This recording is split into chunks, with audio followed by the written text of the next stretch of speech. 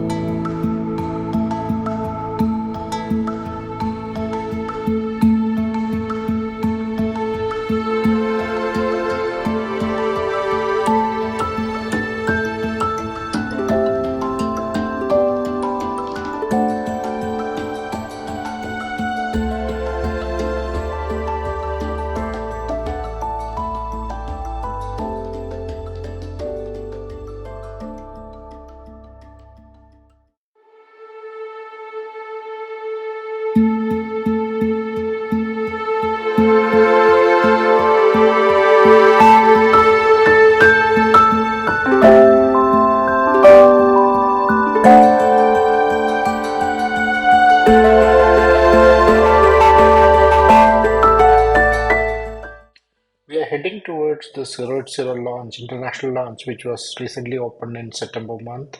The only challenge right now is that the launch doesn't accept most of the cards and even the priority pass card. It accepts only some of those, like the premium cards like Access Magnum or HDFC Infinia and few other cards as part of this launch. Now, for the regular customers who has that credit card privileges, they give two drink vouchers which can be availed from the Nicobar launch bar. This is the entrance of the Nicobar bar entrance. And there's a different enclosure for the business class passengers where you will get unlimited drinks for them. And the view from the top of the lounge is it's simply amazing to see the waterfalls from the top of that launch. So launch is one level above from the ground, and it's called the 080 International Launch, and it's a pretty good space and not much rush like the domestic launches. So far it's good. Right now I'm exiting the launch to board the plane.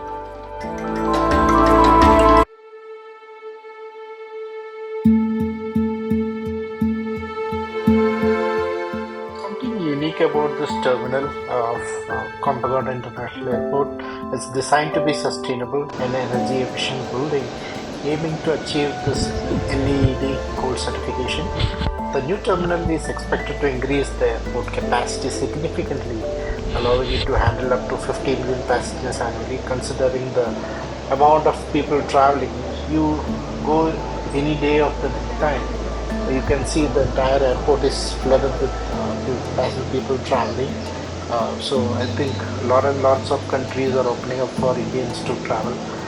Basically, the middle class of India is growing, and like they're traveling a lot. Probably after the COVID, lots and lots of people are traveling. This terminal is designed by Skidmore, Owings and Merrill. It is called SOM, a renowned architectural firm known for designing some of the world's most iconic airports. And Terminal 2 will be built in two phases. The first phase will have a capacity to handle 25 million passengers. This has a unique design inspired by the Bangalore's reputation as a garden city, incorporating the green spaces and the natural light.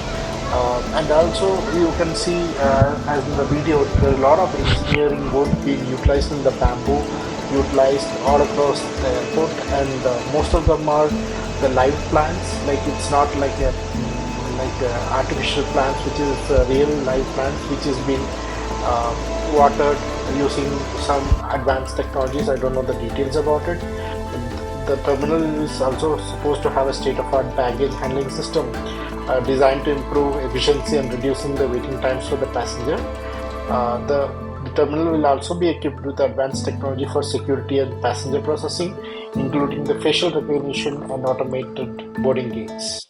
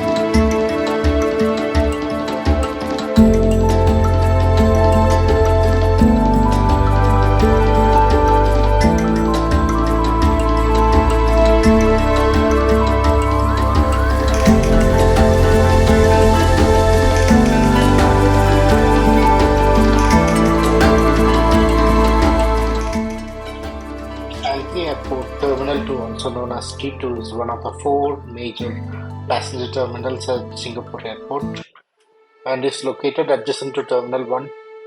My flight, Singapore Airlines, landed from Bangalore. The flight from Bangalore to Singapore landed in Terminal 1, and I took the SkyTrain to Terminal 2, which is a new upgraded version of the old terminal. Terminal 2 has been undergoing a major upgrade since 2020 to increase its capacity and to incorporate the latest advancements in airport technology. The upgraded Terminal 2 will have a capacity to handle around 5 million more passengers annually, increasing its total capacity to 50 million passengers per year. The new design of Terminal 2 will feature a more spacious departure hall, providing a more comfortable and efficient travel experience for passengers. It also features a new green wall, and I saw a digital wall. It was pretty big, a digital wall, and a garden, enhancing the airport's reputation as a garden airport. I felt a lot of similarities between our new Bangalore airport and the Changi upgraded version. Bangalore is also considered as a airport in a garden or garden in an airport. Either way, the upgraded terminal will have more automated system, including the self-service check-in kiosk and automated bag and drop machines to speed up the check-in process. The terminal also have more and more retail and dining options, providing a more enjoyable experience for the passengers. The design is incorporating more natural light and greenery, creating a more relaxing and a pleasant environment for the passengers. The terminal will also have an improved connectivity with other terminals, including the Jewel, which is a nature-themed entertainment and retail complex. The upgrade of the Terminal 2 is part of Changi Airport's ongoing efforts to maintain its position as one of the world's leading airports. The renovation is expected to be completed by 2024.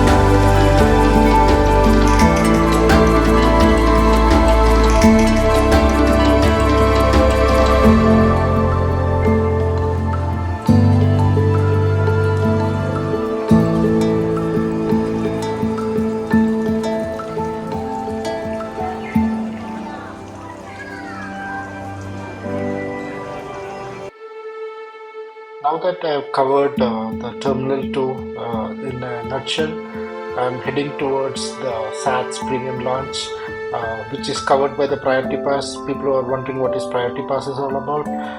That's kind of a card which is a privilege given by some of those credit cards in India. You can use the Priority Pass to access any of those international launches which they have tied up in different parts of the country. not different parts, different countries. So in Singapore itself, there are many lounges like Marhaba Lounge, Sats Premium, Plaza Premium. So you can go to any of those and have a shower and get ready for the next flight. And it's a very useful services which will help you out to get refreshed before your next flight. Now that I boarded the flight to the final destination in Manila. Now that I've landed in Manila, Philippines, I just wanted to give an update on how did I reach without a visa for Philippines. Normally, if we want to apply for a visa, it's not an easy process. You need to have a lot of documentation, and it's not online. You need to visit the consulate in Chennai or Delhi, wherever they have consulates. So there is another way you can reach Philippines without a visa. So Indians with one of those valid visa in their passport, it is called AJACSS UK. Basically means any valid visa stamped in your passport from countries like Australia, Japan, Canada, Singapore, the US, and the UK visa traveling to Philippines can now enter from any entry port, including major international airport and secondary international hubs, as well as in seaports by passengers on cruise ships and vessels. Indian nationals with valid Ajax UK visa can enter Philippines without a visa for 14 days. Earlier, this policy was only applicable to those Indian nationals arriving at Ninoy Aquino International Airport in Manila. But now I think they opened up for more and more ports. If you don't, I did had a US business visa, so hence I was able to get through without any other requirements. But in case if you don't have like a visa like UK and US, you can simply apply for Singapore visa. But the only catch is that you have to first visit Singapore, stay there for 1 or 2 days, and then you can plan for the next day travel to Manila. So that's the general visa process.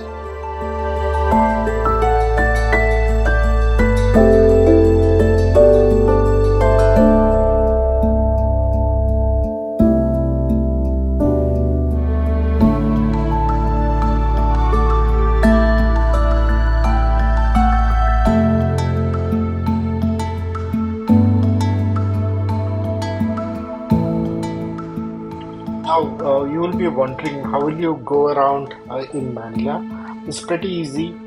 You have a taxi service called Grab, which is similar to Uber in India.